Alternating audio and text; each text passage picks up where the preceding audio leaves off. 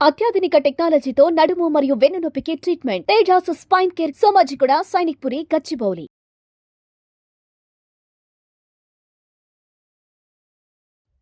నమస్కారం. నా పేరు డాక్టర్ షగుఫ్తా. నేను న్యాచురోపతి డాక్టర్ని. మోకాళ్ళ నొప్పులండి. విపరీతంగా మోకాళ్ళ నొప్పులొస్తున్నాయి. మోకాళ్ళ దగ్గర మనము చాలామంది కింద మనం మోకాళ్ళ కింద భాగంలో చూస్తే నరాలన్నీ టైట్‌గా ఒక నాట్స్ లాగా గడ్డలు గడ్డల్లాగా కనపడుతుంటాయి కొంతమందిలో. అవి గానీ, సో, ఆల్మోస్ట్ మోకాళ్ళ నొప్పులంటే మనం ఏమనుకుంటాం, పెద్దవాళ్ళలో కామన్‌గా చూస్తా ఉంటాం. కానీ ఈ మధ్య చిన్న జనరేషన్ చిన్న చిన్న పిల్లలకు కూడా మోకాళ్ళ నొప్పులొస్తున్నాయి. రన్నింగ్ చేసినా, డాన్స్ చేసినా లిగమెంట్ ప్రాబ్లమ్ అయింది. లిగమెంట్ టియర్ అయింది. ఒకసారి ఇలా కుప్పకూలిపోతారు. డాన్స్ చేస్తూ చేస్తూ పిల్లలు పడిపోతారు ఇలాగ. ప్లస్ ఎందుకంటే కాల్షియం తగ్గిపోయిందనుకోండి మన బాడీలో ఫస్ట్ వచ్చేది టక్ టక్ సౌండ్స్.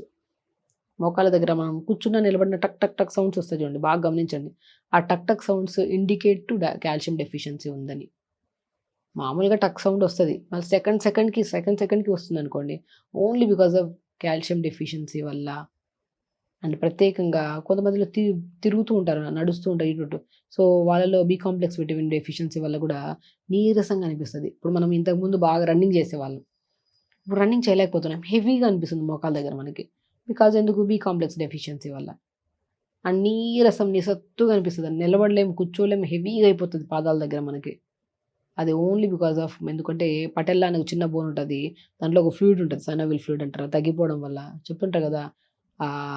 గుజ్జు తగ్గిపోయింది అంటుంటారు చాలా వరకు తెలుగులో. మనం ఇంకొకటి ఏమంటారు, 2 బోన్స్ మధ్యలో రాపిడి ఎక్కువైపోవడం వల్ల కూడా ఒక నొప్పి వస్తుంటది అంటుంటాం మనం కామన్‌గా. ఇవన్నీ ఎందుకొస్తాయి మనకి? మనకు సడెన్‌గా ఏం రావు. ఈ తిమ్మిరి రావడం, టక్ టక్ సౌండ్‌లు రావడము, హెవీగా అనిపించడం, నడవలేకపోవడము, రాకుతూ నడవడం ఇవన్నీ సడెన్‌గా ఏం రావు. ఎప్పటినుంచో మనం అశ్రద్ధ చేసి ఒక్కసారి క్రానిక్ నీ పెయిన్స్ వస్తాయి మనకి. అండ్ చాలా వరకు 80% ఛాన్సెస్ ఉన్నాయండి. అధిక బరువు ఉండడం వల్ల కూడా. అందులో కూడా ప్రత్యేకంగా యంగ్ జనరేషన్ వాళ్ళు ఆ బరువంతా మోకాళ్ళ చెప్పు మీద పడి ఆ మోకాళ్ళ నొప్పులు కూడా రావడానికి ఛాన్సెస్ ఉన్నాయన్నమాట. సో, బరువు కూడా మెయింటైన్ చేసుకోవాలి. మోకాళ్ళ నొప్పులు ఉంటే ఖచ్చితంగా వాళ్ళు అధిక బరువు ఉంటే 70% to 80% మోకాళ్ళ నొప్పులు రావడానికి కారణం లైఫ్ స్టైల్‌లో మెయిన్ వెయిట్ మేనేజ్‌మెంట్ లేకపోవడం వల్ల ఆ బరువంతా మోకాళ్ళ చెప్పు మీద పడి, ఆ మోకాళ్ళ చెప్పు ఇంతుంటది పటెల్లా బోన్. దానివల్ల ఎక్కువ రాపిడైపోవడం, నొప్పులు రావడం జరుగుతాయి.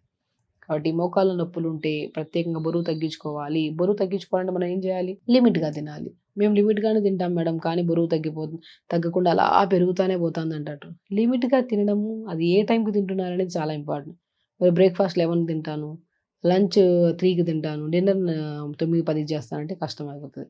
అలాంటప్పుడు మరి ఇంకా తక్కువ తిన్నా సరే బరువు పెరుగుతానే పోతాం మనం. బరువు తగ్గాలంటే క్రమశిక్షణగా టైంకి తినాలి.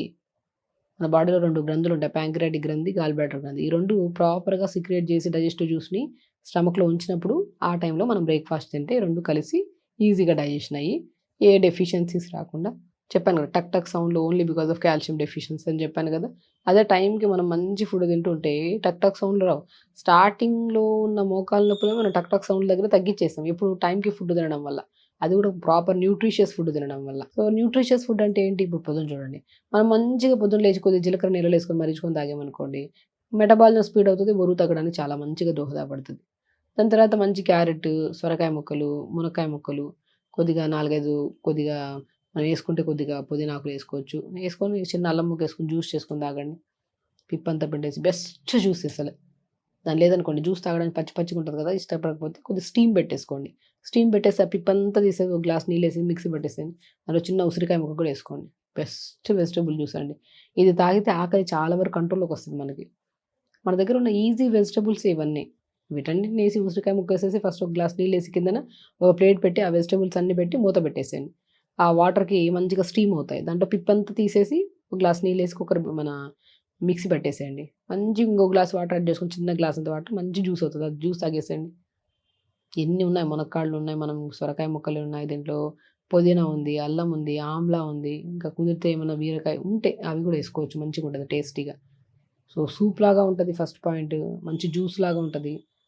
ఆకలి కూడా మనకి ఎక్కువ వేయదు. మోర్ న్యూట్రిషన్ కూడా ఎళ్తుంది. ఇంకా మీకు కావాలంటే పాలకూర ఆకులేసుకోండి. ఐరన్ కూడా క్లియర్ అయిపోతది మనకి. దాని తర్వాత బ్రేక్‌ఫాస్ట్‌కొచ్చాక రాగి అండి. మోకాళ్ళ నొప్పులకి బెస్ట్ ఫుడ్ ఏదైనా ఉందంటే రాగి రొట్టె గానీ, రాగి సంగటి గానీ, రాగిని జావలాగా చేసుకోవడం గానీ, ఎన్ని ఆప్షన్స్ ఉన్నాయండి. రాగితో మనం చాలామంది పిల్లలకి మనం ఇప్పటి నుంచే బోన్ స్ట్రాంగ్‌గా ఉండడానికి రాగి పిండితో కొద్దిగా తాటి బెల్లం వేసి, ఇలాచి పౌడర్ వేసి లడ్డూలాగా చేయమంటుంటాం. ప్రతిరోజు రాగి లడ్డు ఇవ్వండి. ఆడవాళ్ళలో ప్రత్యేకంగా పీరియడ్ ప్రాబ్లమ్స్ రావు. జాయింట్ ప్రాబ్లమ్స్ రావు, మోకాళ్ళ నొప్పులు ఫ్యూచర్‌లో ఎప్పటికి రావు. అండ్ ప్రత్యేకంగా జుట్టు కూడా హెల్తీగా ఉంటది. ఆ రాగి పూర్వకాలంలో రాగిని సంగటిలాగా చేసుకొని మధ్యాహ్నం పూట మంచిగా ఒక ముద్ద తింటే అసలు ఆకలే ఉండేది కాదు. అలాగే మార్నింగ్ పూట రాగి జావ చేసుకోండి. దాంట్లో కొన్ని పంకిన్ సీడ్స్, సన్‌ఫ్లవర్ సీడ్స్ కూడా యాడ్ చేసుకోండి. లంచ్‌కొచ్చిన తర్వాత తక్కువ రైస్, ఎక్కువ కర్రీస్ పెట్టుకొని తినండి. 4-5 మధ్యలో మంచిగా ఏదైనా సూప్స్ లాంటివి గానీ, జామకాయలు గానీ, యాపిల్స్ గానీ తినండి. డిన్నర్‌కొచ్చాక ఎర్లీ డిన్నర్స్ చేయండి. 6 గంటకల్లా డిన్నర్ ఫినిష్ చేయండి. బరువు తగ్గుతాం. మనం తింటున్న ఫుడ్‌లో, వెజిటబుల్స్‌లో, ఆకుకూరల్లో బాగా న్యూట్రిషన్ ఉంది కాబట్టి మోకాళ్ళ నొప్పుల్లో తగ్గడమే కాకుండా మోకాళ్ళ మధ్యలో గుజ్జు ఫార్మ్ అయిపోయి ఫ్యూచర్‌లో ఎప్పుడూ మీకు మోకాళ్ళ నొప్పులనేవి ఉండవు. ఫస్ట్ మోకాళ్ళ నొప్పులుంటే మనం అవి అప్లై చేసి, ఇవి అప్లై చేసి, పెయిన్ కిల్లర్స్ ఏసి, అవి ఇవి ఏసి, లేనిపోని డిసీజెస్ అన్నీ లైక్ ఇప్పుడు పెయిన్ కిల్లర్స్ ఏసేస్తే ఏమవుతది? ఒక్కసారిగా సడెన్‌గా కిడ్నీ ప్రాబ్లమ్స్ వస్తూ ఉంటాయి. ఇంక వేరే టాబ్లెట్స్ ఏసుకొని బ్లోటింగ్ ఎక్కువైపోతా ఉంటది మనకి. అన్నెసెసరీ ఇవి అవి అప్లై చేసి దానివల్ల రిజల్ట్ లేక నిరుత్సాహపడిపోయి, అరే! మన లైఫ్‌లో మోకాళ్ళ నొప్పులని ఒక పెద్ద భాగంలాగా ఫీల్ అవుతూ ఉంటాం మనం.